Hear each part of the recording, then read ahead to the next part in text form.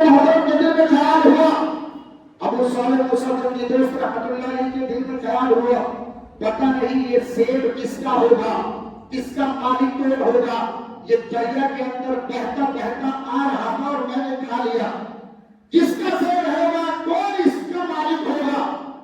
آپ کے دل میں بے قراری ہوئی اور آپ نے دل میں یہ ارادہ کر لیا کہ میں دریا کے کنارے کنارے چلتا رہوں گا، دریا کے کنارے کنارے اس چیز کو تلاش کروں گا کہ یہ سیب کس کے باغ کا ہے، کہاں سے ٹوٹ کے پانی میں آ گیا۔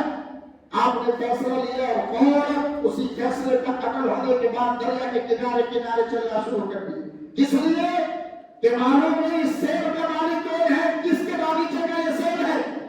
آپ نے بہت سارا سفر طے کر لیا، آپ نے بہت سارے کلومیٹر سفر طے کرنے کے بعد ایک باغیچہ آتا ہے، سیب کا باغ ہے، اس کی شاخیں پانی کی طرف لٹک رہی تھی، یعنی اس دریا کے کنارے لٹک رہی تھی، دریا کے اندر لٹک رہی تھی، اور ہوا کے جھونکے سے وہ سیب ٹوٹ ٹوٹ کے پانی کے اندر گر رہے تھے۔ آپ کے دل میں خیال ہوا کہ اس ہی جھاڑ کا وہ سیب ہے جو پانی کے اندر اس کی شاخیں لٹک رہی ہیں، اسی جھاڑ کا سیب میں نے پانی کے اندر اٹھا کر میں نے اسی سے افطار کر لی۔ آپ اس باغ کے جو باغ تھا اس کے مالک کی جستجو میں لگ گئے کہ میں اس سے معافی طلب کر لوں، میں نے اس کے باغیچے کا ایک سیب پانی میں بہہ کر جا رہا تھا، کھا لیا۔ آپ باغیچے کے اندر پہنچے، باغیچے کے اندر جو کام کرنے والے تھے ان جوانوں سے ملے کہ بھائی اس باغ کے اندر آپ جو کام کر رہے ہیں اس کے مالک کون ہے؟ کہ اس کے مالک ایک فلاں نام ہے، فلاں کیڑے کے فلاں نام ہے، ایک کا نام ہے عبداللہ سومائی رحمت اللہ تعالی علیہ، وہ اللہ کے ولی ہیں، ان کا باغ ہے، ہم تو ان کے باغ میں نوکر ہیں۔ آپ نے جب ایڈریس پوچھا اور پوچھنے کے بعد میں کہا کہ مالک صاحب تو باغ میں نہیں ہے، میں ان کے گھر جاتا۔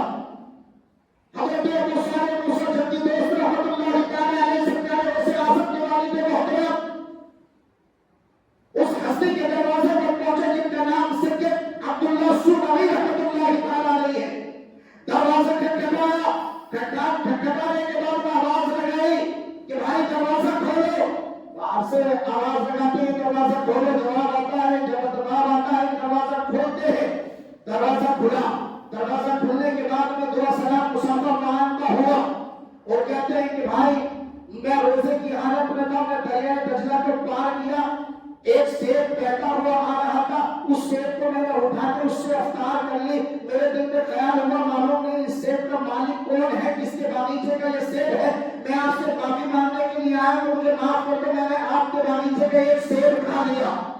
حالانکہ ہم تو پورا ڈکار جاتے ہیں، ہم تو پوچھتے بھی نہیں، اگر کوئی چیز ہوتی ہے تو پورا چاہے ناریل ہو چاہے سپاری ہو یا موس کا ہو، پوچھتے بھی نہیں بات کے ممالک سے۔ وہ ناریل جا کے بہت سارے لوگ ایسے توڑ لیتے ہیں، وہ تو صرف دریا میں بہہ کے جا رہا تھا، سے اٹھا لیا اور کھا لیا، تو معافی کس چیز کی ہے؟ دروازے پر پہنچے سید عبداللہ سومائی رحمۃ اللہ تعالی علیہ کے دروازے پر پہنچتے ہیں، کہتے ہیں کہ میں معافی کے لیے آیا ہوں، مجھے معاف کر دو، میں نے آپ کے ایک باغیچے کا سیب اٹھا کر کھا لیا ہے جو دریا میں بہہ کر جا رہا تھا۔ اللہ اکبر۔ سید عبداللہ سومائی رحمۃ اللہ تعالی علیہ خوش ہو گئے اور سوچنے لگے کہ اس کی معافی ایسے نہیں دوں گا۔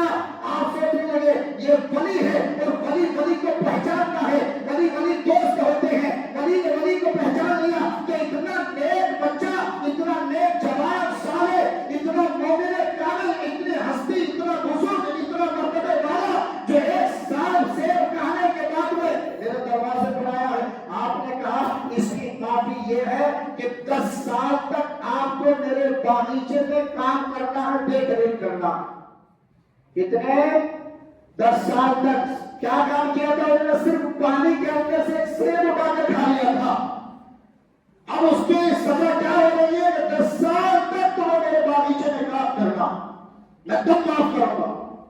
آپ کے دل میں خیال ہوا کہ یار ایک سیب اگر میں معافی نہ کرواتا، 10 سال اگر کام نہ کروں گا تو اللہ کی یہاں جا کر پکڑ ہو جائے گی۔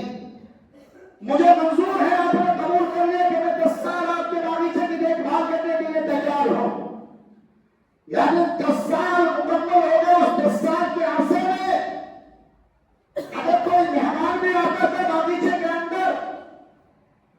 تو آپ نے ایک مرتبہ ایسا بھی ہوا باغیچے کے اندر جو مہمان آئے تو کچے سیب کاٹ کے رکھ دیے، کچے سیب کاٹ کے رکھ دیے۔ مہمانوں نے پوچھا آپ باغیچے میں اتنے سالوں سے کام کرتے ہیں، آپ کو یہ بھی پہچان نہیں ہے کون سا پھل پک گیا ہے کون سا پھل کچا ہے؟ کیا آپ نے چکھا نہیں ہے؟ تو آپ نے جواب دیا صرف ایک پھل کھایا تھا جو پانی کے اندر بہ کر جا رہا تھا، ایک کی سزا 10 سال ہے، اگر دوسرا چکھ لیتا تو اس کی سزا بھی کتنے سال ہوتی؟ اللہ اکبر۔ مجھے معلوم نہیں میں نے اس کے باغیچے کے اندر کوئی پھل نہیں کھایا، مجھے صرف ڈیوٹی دی گئی ہے 10 سال پورے کرنے کی۔ جب 10 سال مکمل ہو گئے آپ پھر دستخط دیتے ہیں سید عبداللہ سومائی رحمۃ اللہ تعالی کے دروازے پر کہ حضور 10 سال مکمل ہو گئے، میں نے آپ کے پاس کی دیکھ ریکھ کری ہے، نوکری کری ہے، اب جو میرا گناہ تھا وہ مجھے معاف کر دو، میں نے آپ کے ایک باغیچے میں ایک سیب بہ کر جا رہا تھا اور کھا لیا، معاف کر دیجیے۔ اب سید عبداللہ سومائی رحمۃ اللہ تعالی بھی اللہ کے ولی ہے، بہت بڑی ہستی ہے، آل رسول ہیں، انہوں نے کہا بیٹا ایک اور شرط ہے میری، 10 سال مکمل ہو گئے، ایک اور شرط ہے، میری ایک لڑکی ہے، میری لڑکی کے ساتھ تمہیں نکاح ہونا ہے، شادی ہونی ہے، اور میری لڑکی کے اندر 5 عیب ہے، تمہیں اس سے نکاح کرنا ہے، شادی کرنی ہے، تب میں تمہیں معاف کر دوں گا اور آزاد ہو جاؤ گے، جو چاہو پھر کر سکتے ہو۔ کہ حضور وہ 5 عیب کون سے ہے؟ کہ میری بیٹی ہے، اس سے آپ کو نکاح کرنا ہوگا، شادی کرنی ہوگی، 5 عیب یہ ہے کہ میری بیٹی آنکھوں سے اندھی ہے، کانوں سے بہری ہے، زبان سے گونگی ہے، ہاتھوں سے لنجی ہے اور پیروں سے اپاہج ہے، یہ 5 عیب میری بیٹی کے اندر ہے، تمہیں شادی کرنی ہے، منظور ہے؟ اللہ اکبر۔ آپ نے سوچا پوری زندگی کا سوال ہے، 10 سال سزا کاٹ لی مگر پوری زندگی کا سوال ہے، اگر میں نکاح نہ کروں تو یہ مجھے معاف نہ کریں گے، اور معاف نہ کریں گے تو اللہ کے ہاں جا کر میری پکڑ ہو جائے گی۔ آخرکار انہوں نے یہ فیصلہ کر لیا کہ لنگڑی بھی ہے، لنجی بھی ہے، بہری بھی ہے، گونگی بھی ہے، اندھی بھی ہے، یہ 5 عیب میری بیٹی کے اندر ہے کہ آپ کو نکاح کرنا ہوگا تو میں معاف کر دوں گا، نہیں تو میں معاف نہیں کروں گا، منظور ہے؟ آپ نے دل میں سوچا اللہ اگر انہوں نے معاف نہیں کیا تو کیا ہوگا؟ آپ نے وہ شرط بھی قبول کر لی اور کہا کہ مجھے منظور ہے، مجھے منظور ہے، نکاح پڑھا دیجیے اپنی بیٹی کے ساتھ، مجھے یہ 5 عیب بھی منظور ہے۔ کیا کسی کی بیٹی اندھی ہو تو ہم نکاح کر سکتے ہیں؟ لنچی ہو، اپاہج بھی ہو، گونگی بھی ہو، بہری بھی ہو، 5 عیب ہو اور ہم پھر نکاح کر سکتے ہیں؟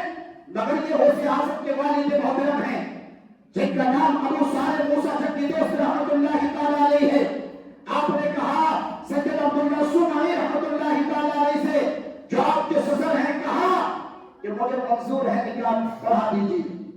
سید عبداللہ سومائی رحمۃ اللہ تعالی علیہ نے اس جوان نیک صالح کو بٹھا کر، یعنی غوث اعظم کے والد محترم کو بٹھا کر اپنی بیٹی کے ساتھ میں نکاح پڑھا دیا۔ بولو سبحان اللہ۔ نکاح پڑھا دیا، نکاح ہو گیا، اجابہ قبول ہو گیا، نکاح ہوا۔ نکاح ہونے کے بعد میں ابو صالح موسیٰ جنگی دوست رحمۃ اللہ تعالی علیہ کے ساتھ میں اپنی بیٹی کو ودا کر دیا، رخصتی کر دی۔ ابو صالح موسیٰ جنگی دوست رحمۃ اللہ تعالی علیہ کے گھر پر جا کر جب آپ کی بیوی آپ کی شریک کمرے کے اندر گئی اور حضرت ابو صالح موسیٰ جنگی دوست رحمۃ اللہ تعالی علیہ جب اپنے روم کے اندر پہنچے تو انہوں نے سلام پیش کر دیا، یعنی بیوی نے سلام کیا۔ سلام کرنے کے بعد میں جب چہرے پر نظر پڑی تو حسین و جمیل خوبصورت ہے، آنکھوں سے بھی صحیح دکھ رہا ہے، کانوں سے بھی سن رہی ہے، زبان سے بھی بول رہی ہے۔ آپ نے جیسے ہی چہرہ دیکھا فوراً روم کے اندر سے باہر آ گئے، روم کے اندر دیکھ باہر آ گئے، اور باہر آنے کے بعد میں اپنے سسر صاحب کے پاس پہنچے اور کہا سید عبداللہ سومائی رحمۃ اللہ تعالی علیہ، آپ نے جو اوصاف گنائے تھے کہ گونگی ہے، بہری ہے، لنگڑی ہے، لنجی ہے، اندھی ہے، یہ تو اس بچی کے اندر 5 عیب موجود ہی نہیں، کہ یہ میری بیوی نہیں ہے، یہ تو کوئی دوسری لڑکی نظر آ رہی ہے، یہ تو کوئی دوسری عورت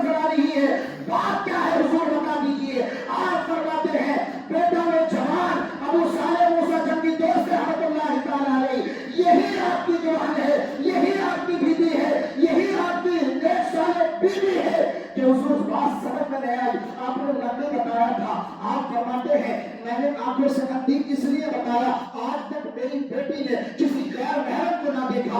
میں نے لچی اس لیے بتایا آج تک میری بیٹی کے ہاتھ غلط کام کی طرف نہ بڑھے. میں نے بہری اس لیے بتایا آج تک میری بیٹی کے کانوں نے کوئی غلط آواز کو نہیں سنا.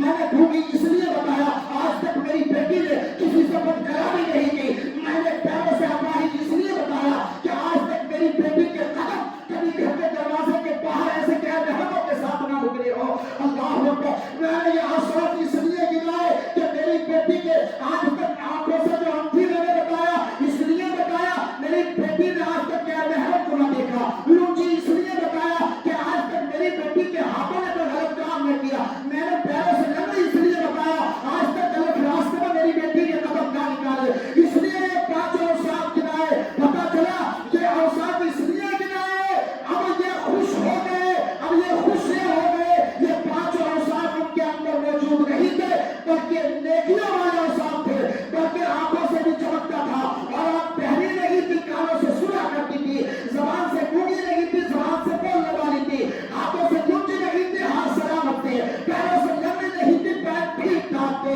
یہ بیٹا یہی تمہاری بیوی ہے اور اسی کا نام میری بیٹی ہے اور اس بیٹی کا نام فاطمہ ثانی. سرکار وسیع اعظم رضی اللہ تعالیٰ عنہ کی امی جان کا نام فاطمہ ثانی جو سید عبداللہ صومعی رحمۃ اللہ تعالیٰ علیہ کی بہت ذکر بیٹی ہے. جب بیٹی کا یہ عالم ہے اتنا تقوی اتنا پرہیزگاری ہے. اب ایسی خاتون جب پیدا ہو اور ایسا باپ پیدا ہو, سید عبداللہ صومعی نے اللہ کے ولی اور ام الخیر فاطمہ جسے ثانیہ فاطمہ کہا جاتا ہے, ثانیہ فاطمہ کہا جاتا ہے, جب باپ اللہ کا ولی ہو اور بیٹی ولیہ ہو, اب اس کے شکم سے جب کوئی بچہ پیدا ہوتا ہے تو معلوم ہے پھر وہ 18 پاروں کا حافظ قرآن پیدا ہوتا ہے. 18 پاروں کا حافظ قرآن. غوث اعظم فرماتے ہیں جب 5 سال کی میری عمر ہو گئی اور میں مدرسے میں گیا, میرے استاد نے مجھے اعوذ باللہ بسم اللہ شریف پڑھانا شروع کیا. میں نے پڑھنا شروع کیا تو میں نے استاد پڑھا رہے ہیں الحمد شریف تو میں نے الحمد سے لے کے 18 پاروں کی تلاوت کو سنا دیا. استاد کہہ رہے تھے بیٹا پڑھانے کے لیے آیا ہے یا پڑھنے کے لیے آیا ہے. آپ فرماتے ہیں 18 پاروں سنانے کے بعد میں رک گیا. استاد کہتے ہیں آگے سناؤ, تو استاد سے کہتے ہیں کہ حضور میری ماں 18 پاروں کی حافظہ تھی, جو میری ماں تلاوت کیا کرتی تھی تو ماں کے پیٹ سے سنا کرتا تھا اور میں نے 18 پارے ماں کے پیٹ میں ہی حفظ کر لیے تھے. پتا چلا غوث اعظم رضی اللہ تعالیٰ مادر سے آپ ولی ہیں, ماں کے پیٹ سے ولی ہیں. اور آپ فرماتے ہیں جب میری 10 سال کی عمر ہو گئی اور جب میں مدرسے میں پڑھنے کے لیے گیا, 7 سال میں آپ حافظ قرآن ہو گئے, قاری قرآن ہو گئے. 10 سال کی عمر میں آپ نے علم حاصل کر لیا, عالم ہو گئے. اور 10 سال کے بعد جب آپ کا داخلہ پڑے مدرسے میں کرایا, وزیر اعظم فرماتے ہیں کہ جب میں مدرسے میں جایا کرتا تھا تو فرشتوں کی آواز آیا کرتی تھی اس سے ہولی ولی اللہ, اللہ کے ولی آ رہا ہے. مدرسے والے بچے بھی کھڑے ہوا کرتے تھے استقبال کے لیے.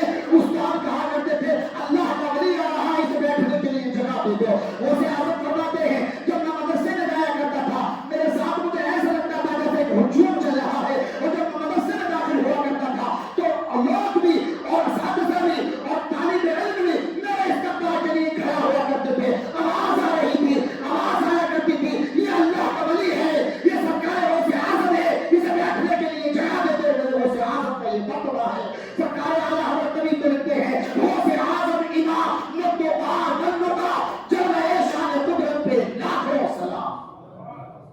اور غوث اعظم رضی اللہ تعالیٰ کا مرتبہ یہ بڑھا کیسے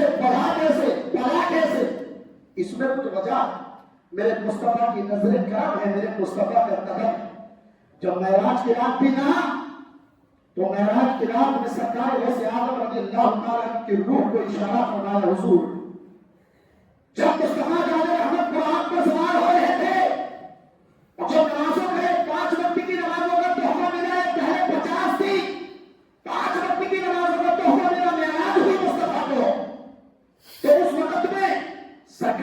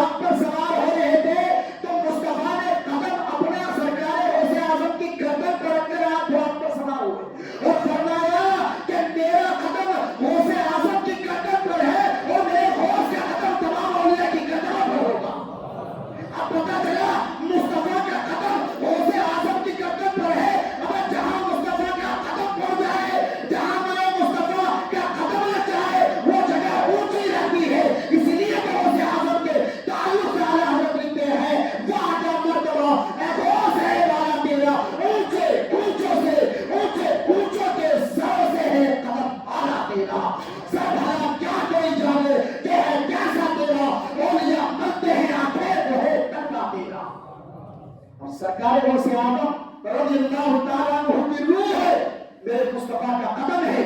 مصطفیٰ نے اعلان کر دیا غوث اعظم کا قدم تمام اولیاء کی گردنوں پر ہوگا، اور میرا قدم محمد عربی کا قدم غوث اعظم کی گردن پر ہے۔ اب غوث اعظم کا مرتبہ کسی اور نے نہیں بڑھایا، بلکہ اللہ تبارک و تعالیٰ نے مصطفیٰ جاد رحمت صلی اللہ علیہ وسلم کو اجازت دی کہ اے میرے حبیب، یہ وقت کا ختم ہوگا، مجدد ہوگا، مفکر ہوگا، محدث ہوگا، اس کا قدم تمام اولیاء اللہ کی گردنوں پر ہوگا، اور آپ اس کے سر پر، ان کی گردن پر اپنا قدم رکھیں تاکہ ان کا قدم تمہارے قدم کی برکتوں سے ان کا سر اور ان کا گردن اونچا رہے، اور ان کے قدم کے نیچے تمام اولیاء اللہ رہے۔ عزیزان ملت اسلامیہ، سرکار غوث اعظم رضی اللہ تعالیٰ 470 ہجری میں فرسٹ رمضان المبارک میں جیلات شہر میں غوث اعظم پیدا ہوئے، اور آپ رمضان المبارک فرسٹ روزے کو پیدا ہوئے، اور آپ نے پیدا ہوتے ہی روزہ رکھا، اور ہر سال غوث اعظم نے روزہ رکھا۔ آپ کی اپنی جہاں کے بیان ام الخیر فاطمہ فرماتی ہیں کہ میرا بچہ صبح صادق سے سحری کے وقت سے اور مغرب تک افطار کے وقت تک کبھی دودھ نہیں پیتا تھا روزے کی حالت میں، پیدا ہوتے ہی آپ نے روزہ رکھا۔ آپ کی یہ پہلی کرامت ظاہر ہو گئی، اسی لیے تو سرکار غوث اعظم مادر صاحب ولی ہے، اور غوث اعظم فرماتے ہیں قدمی ہاتھی علی رقبۃ کل ملک اللہ، اور میرا قدم تمام اولیاء اللہ کی قدموں پر ہے۔ اس وقت میں بغداد کی سرزمین پر غوث اعظم نے خطبہ دیا تو 313 اولیاء اللہ کی جماعت موجود تھی۔ 313 اولیاء کاملین نے اپنی قدموں کو جھکایا اور کہا اے غوث اعظم، اے غوث اعظم، آپ کا قدم ہم ابھی 313 اولیاء کاملین نے حضرت جنید بغدادی کی مسجد میں بغداد کی سرزمین پر اپنے سروں کو جھکا کر کہا جب غوث پیدا ہوں گے ہونے دو، مگر ان کا قدم ہماری گردن پر ہی نہیں بلکہ ہمارے سر اور ہماری آنکھوں پر بھی ان کا قدم ہے۔ وہ کیا مرتبہ اے غوث ہے جانا تیرا، اونچے اونچوں کے سروں سے ہے قدم آنا تیرا، سب بھلا کیا کوئی جانے کہ ہے کیسا تیرا، اولیاء مرتے ہی آنکھیں وہ ہے تروا تیرا، الا ان اولیاء اللہ لا خوف علیہم ولا هم يحزنون، کہ سن لو بے شک اللہ کے بندوں پر نہ کچھ خوف ہے نہ کچھ غم ہے۔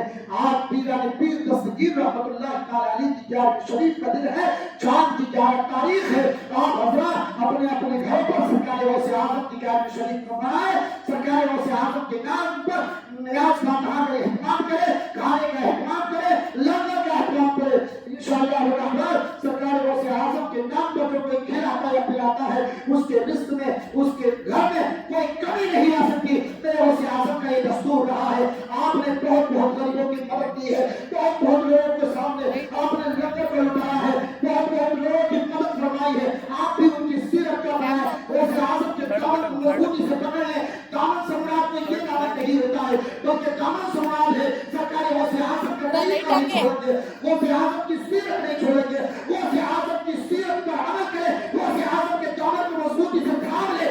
انشاءاللہ الرحمن ہم دنیا میں بھی کامیاب رہیں گے اور آخرت میں بھی کامیاب رہیں گے۔